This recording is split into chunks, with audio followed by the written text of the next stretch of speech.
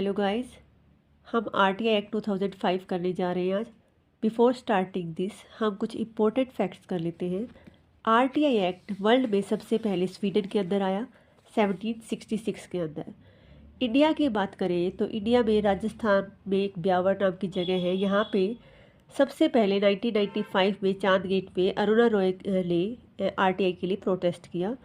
अरुणा रॉय एक farmer IAS officer है। इन्होंने आरटीआई के लिए बहुत काम किया है। इंडिया में जो फर्स्ट स्टेट थी जो आरटीआई को लेके आई वो तमिलनाडु थी। आफ्टर दैट गोवा में आया।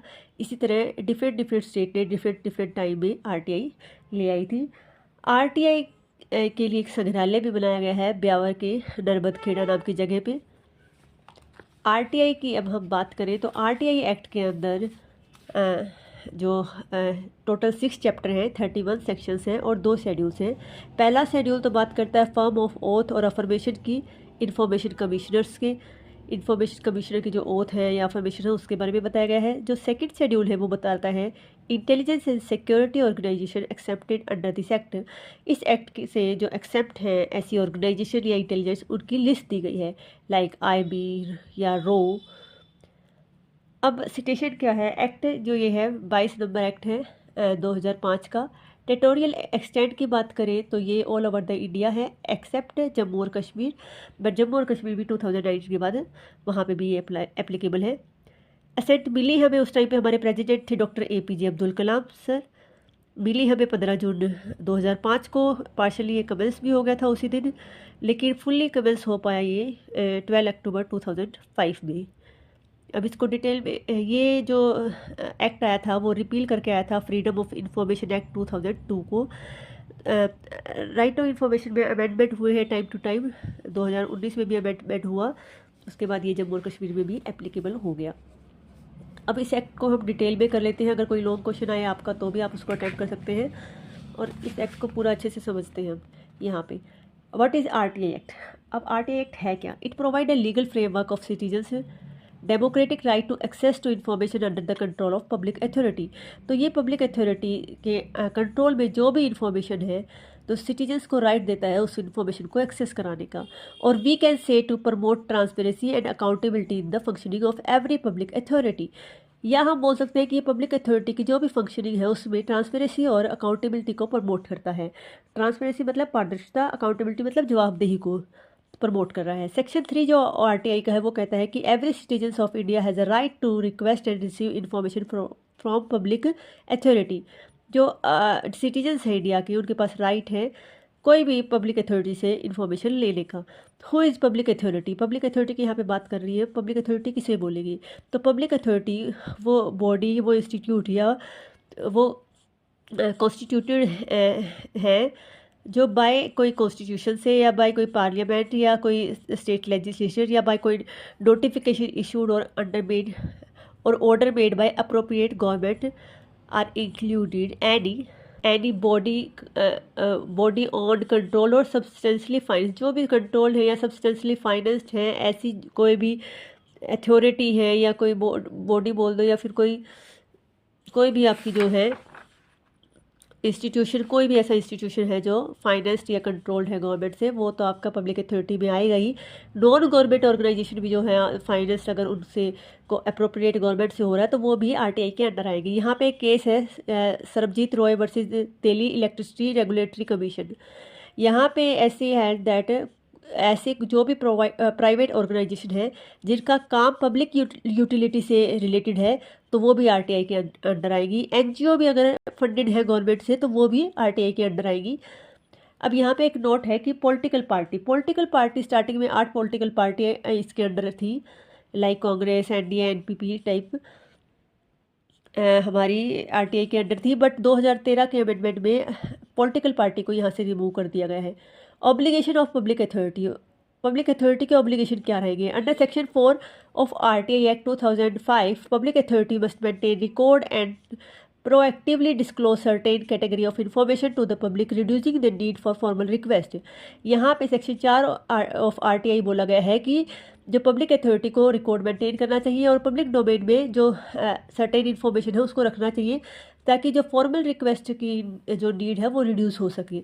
लाइक कोई कॉलेज वगैरह है तो उसमें कितनी सीट्स हैं, सीट्स में जो फीस का जो क्राइटेरिया है वो कहाँ पे किस टाइप का है, तो ये सब आपको पब्लिक डोमेन में रखना चाहिए, ऐसा सेक्शन 4 बोलता है। अब नीड फॉर आरटीआई एक्ट, क्या जरूरत पड़ी आरटीआई एक्ट की, तो because it help to promote openness, transparency and accountability in the working of every public authority. इसने क्या किया, ये ओपननेस ला रहा था, ट्रांसपेरेंसी ला रहा था, अकाउंटेबिलिटी ला रहा था, कहाँ पे, पब्लिक अथॉरिटी के फंक्शनिंग में।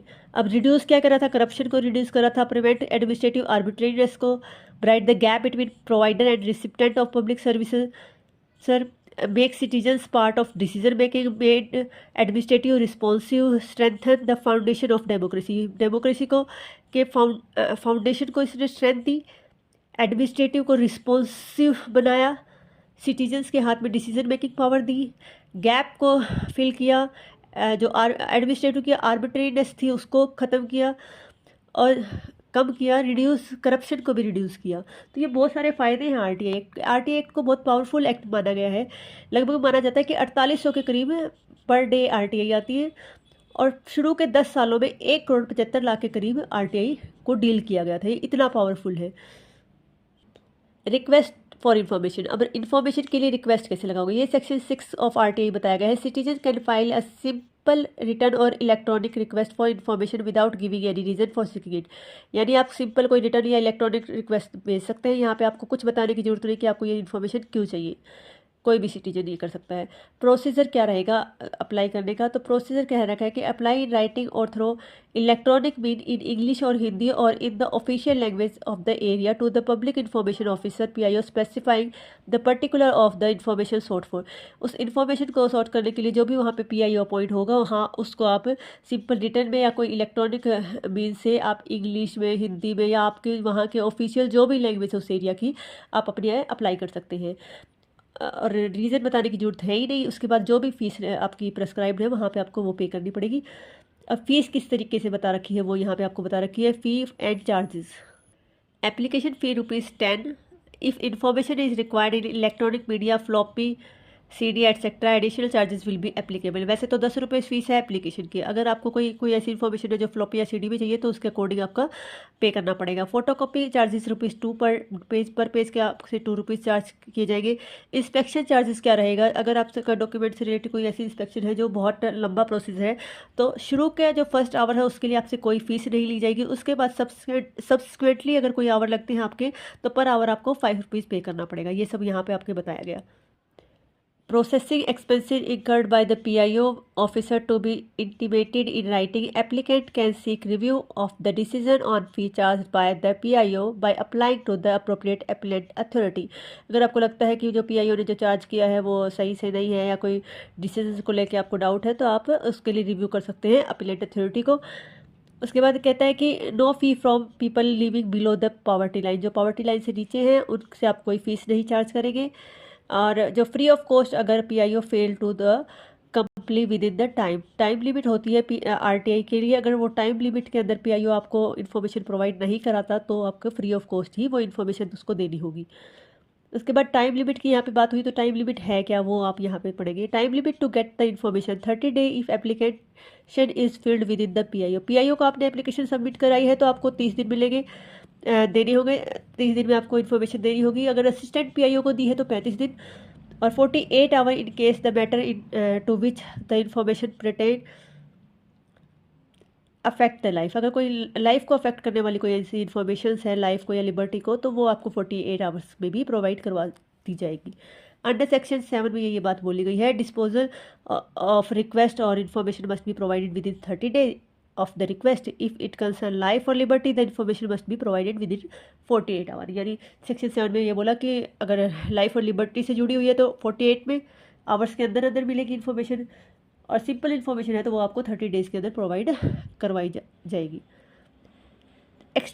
एक्सेप्शन फ्रॉम डिस्क्लोजर, तो कुछ सेक्शन 8 में ये बताया गया है कि आरटीआई के अंदर आपको सारी इन्फॉर्मेशन नहीं मिल सकती, कुछ इन्फॉर्मेशन एक्सेप्शन है। वो कौन कौन सी इन्फॉर्मेशन है वो आपके सेक्शन 8 में बताया गया है। फर्स्ट है national security matters, national security से जुड़े जो भी मैटर हैं वो आपके एक्सेप्ट रहेंगे।